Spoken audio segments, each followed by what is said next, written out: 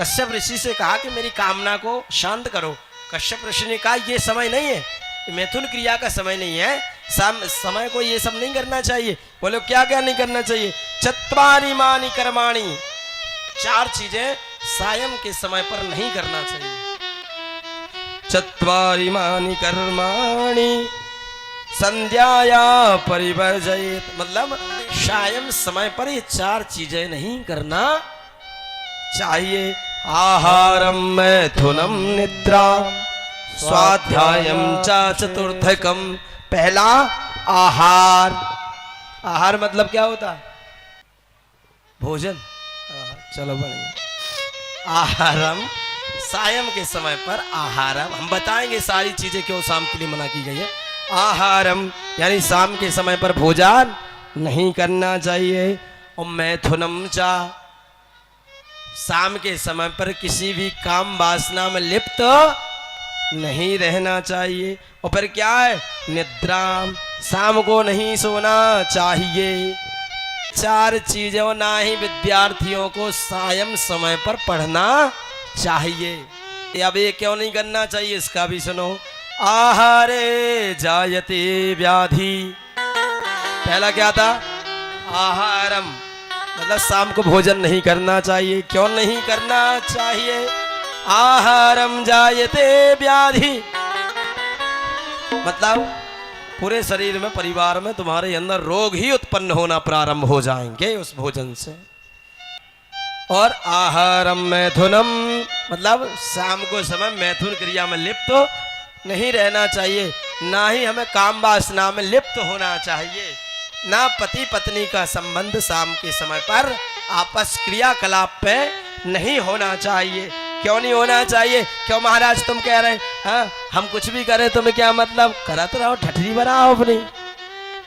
हम तो जो है हम बता रहे आहारम मैथुनम निद्याम स्वाध्यायं च चतुर्थकम, ये चीज नहीं करना चाहिए। महाराज हम तो करेंगे, ठीक है। और महाराज कर लेता, बोले कर ले हो। आहारे जायते व्याधि मैथुनम दुष्ट पुत्र ये। और तुम शाम को भोजन करोगे तो व्याधि, रोग, दोष, पाप, संताप तुम्हारे घर में आएंगे। अच्छा हम मैथुन क्रिया करेंगे तो क्या होगा?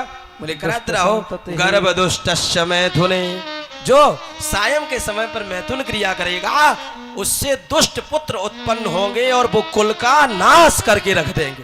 जय जय, समझ गए? और फिर महाराज तुमने रोका था निद्रा के लिए, शाम को नहीं सोना चाहिए।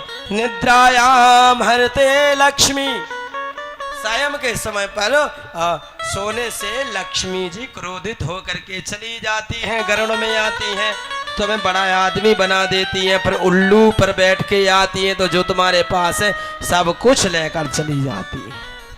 स्वाध्याये मरुणम ध्रुवम, सायं के समय पर जो स्वाध्यान करता है विस्मरणम, वो भूल जाता है, इसलिए सायं को नहीं पढ़ना चाहिए।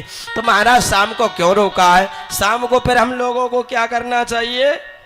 क्या करना चाहिए? देखो भैया, एक सुबह सुबह आदमी नहा धो करके निकलता पूजा करके, और फिर दिन भर बेचारा भटक रहता है, काम धंधों में व्यस्त रहता है, कोई खेती में लगा है, कोई किसानी में लगा है।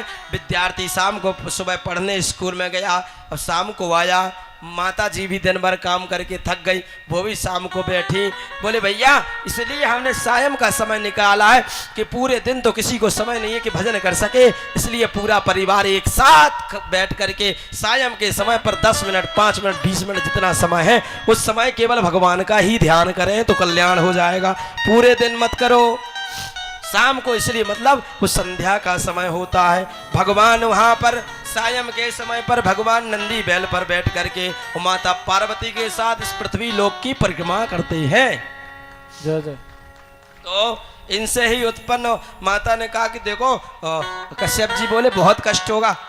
माता दिति ने 100 वर्षों तक अपने पेट में गर्भाधारण कर रखा, आज का कोई विज्ञान करके दिखाए।